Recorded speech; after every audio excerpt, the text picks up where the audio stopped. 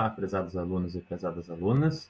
No vídeo de hoje nós comentaremos um pouco sobre as recomendações das refeições que podem ocorrer durante o treinamento físico de resistência aeróbica.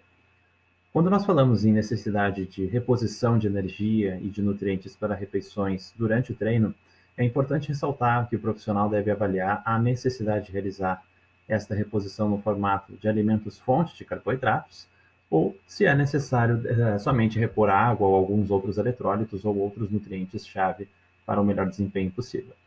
Quando nós realizamos exercícios com uma duração inferior a 1 hora, 30 minutos, 40, 45 minutos, até mesmo 50 minutos, geralmente dispensa a necessidade de repor energia ou algum tipo de formato, como maltodextrina, dextrose, gel ou outro tipo de formato de carboidrato durante esse esforço físico.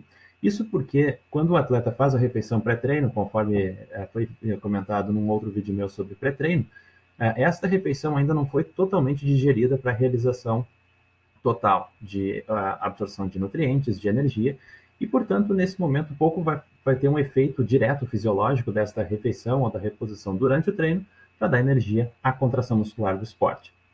Então, nós sabemos que para exercícios, treinamentos que vão ter uma duração superior de 2 horas, é obrigatória a reposição de energia. Até mesmo antes, e com algumas recomendações, nós podemos já estar orientando o nosso atleta, orientando o nosso praticante a repor algum tipo de energia para esse processo.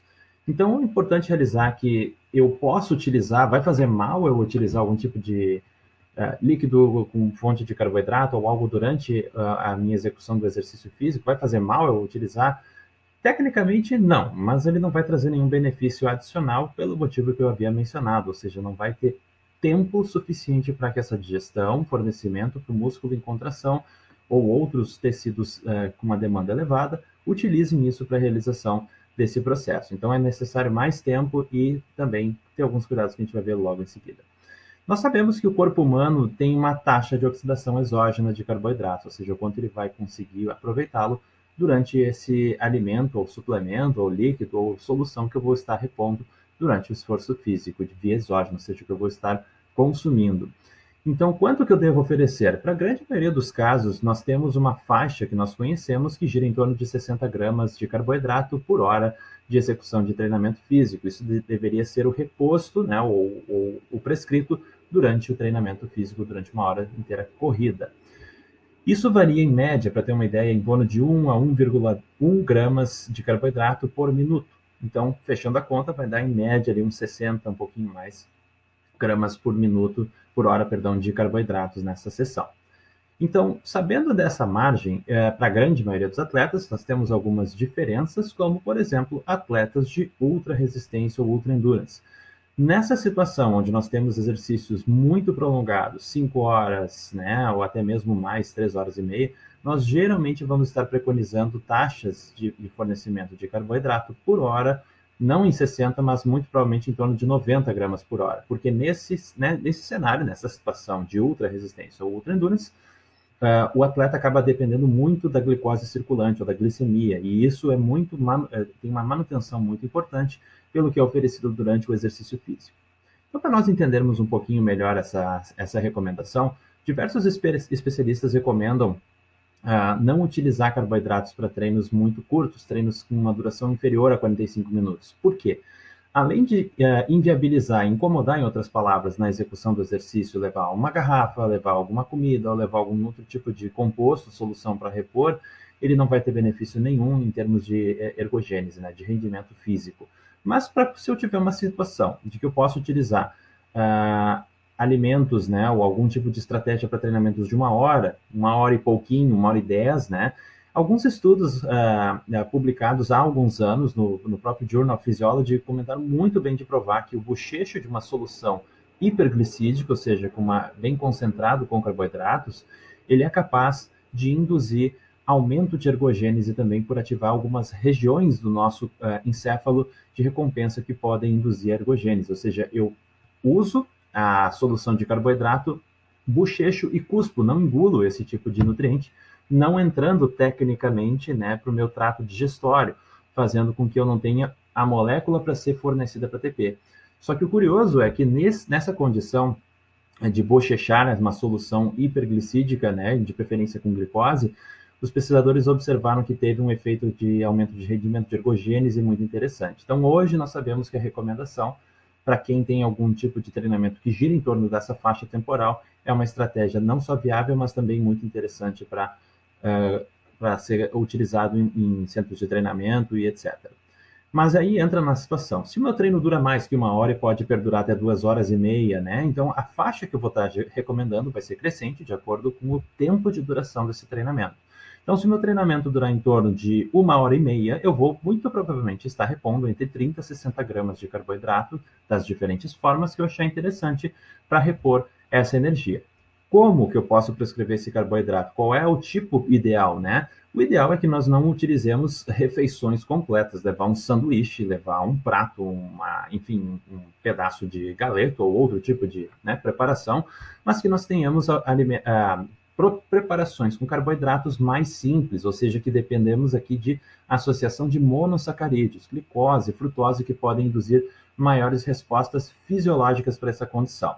Então, hoje, nós temos diversos produtos no mercado que mimetizam esse tipo de estratégia, como barras, como sachês de gel, que podem fornecer um teor de carboidrato muito interessante para uma facilidade de não ocupar muito espaço para o nosso atleta, ou para praticantes que têm algum tipo de bolso, ou local para poder levar isso em uma bike, né, ou numa mochila. Tem várias formas de poder levar. Mas muitos dos sachês de géis de carboidrato hoje vêm com essa composição não só com sacarose, às vezes vem, mas geralmente não só com glicose, mas glicose, frutose, né? Separadas, porque quando nós observamos que utilizarmos os dois tipos de monossacarídeos combinados, porém não grudados por ligação glicosídica, ou seja, não ser molecularmente grudados, por diferentes transportadores do nosso intestino delgado, do nosso jejum, onde nós absorvemos mais rapidamente, mais eficientemente esse tipo de carboidrato, ele é mais disponível ao sangue, né? Ou seja, eu capto mais, eu absorvo mais via intestino esse tipo de carboidrato e que eu tenho maior disponibilidade sanguínea para que ele faça esse processo de oxidação exógena, ou seja, eu aumento o rendimento do meu atleta, da preparação, pelo simples fato da molécula ser separada e utilizar vias distintas para fornecimento, se torna mais, portanto, eficiente do ponto de vista fisiológico. Bom, então, existe outra forma que eu posso utilizar, além de gel? Com certeza, eu posso utilizar misturas de água, de preferência água gelada, se possível, e que eu misture algum tipo de carboidrato, ou soluções, ou solutos, né, ou pó, que tenha tipos de carboidrato diferente. Um dos mais famosos que nós temos por aí é a maltodextrina, dextrose, a ribose ou outras combinações entre eles, né? Nós temos até o oximase, palatinose e outros tipos de carboidratos que aí o nutricionista pode lançar mão e preparar da melhor forma que achar para cada caso que vai ser testado.